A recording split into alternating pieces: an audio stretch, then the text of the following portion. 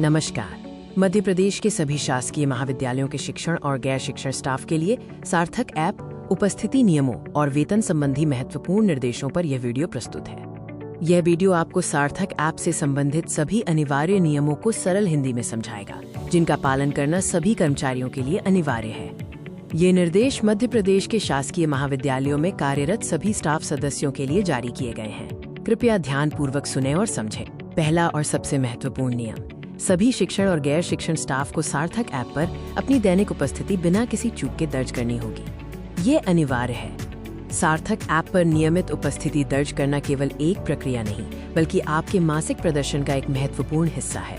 ये सुनिश्चित करें कि आप रोजाना चेक इन और चेकआउट करें। दैनिक उपस्थिति दर्ज करने में कोई चूक नहीं होनी चाहिए। अप्रैल 2026 की मासिक प्रदर्शन रिपोर्ट अधिकांश कॉलेजों में असंतोषजनक पाई गई है। इस पर अब सख्ती से कार्रवाई की जाएगी।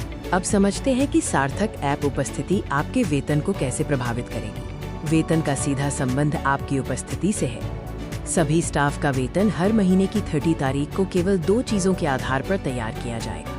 पहला, सार्थक ऐप पर दर्ज उपस्थिति, और दूसरा, न्यूनतम 6 कार्य घंटे प्रतिदिन। याद रखें, आपके मासिक वेतन की गणना इन्हीं दोनों अनिवार्य मानदंडों पर आधारित होगी।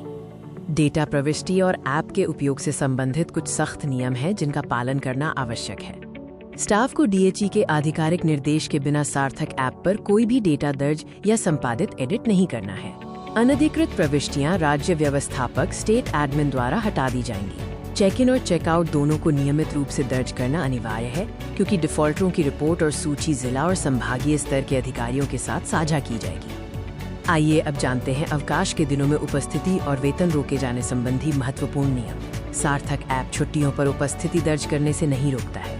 यदि कोई स्टाफ सदस्य सरकारी छुट्टी के दिन या आधिकारिक दौरे पर काम कर रहा है, तो वे उपस्थिति दर्ज कर सकते हैं। यदि किसी अधिकारी कर्मचारी की सार्थक पर उपस्थिति संतोषजनक नहीं पाई जाती है, तो उनका वेतन केवल क्षेत्रीय अपर संचालक, क्षेत्रीय अतिरिक्त संचालक की मंजूरी के बाद ही निकाला जाएगा।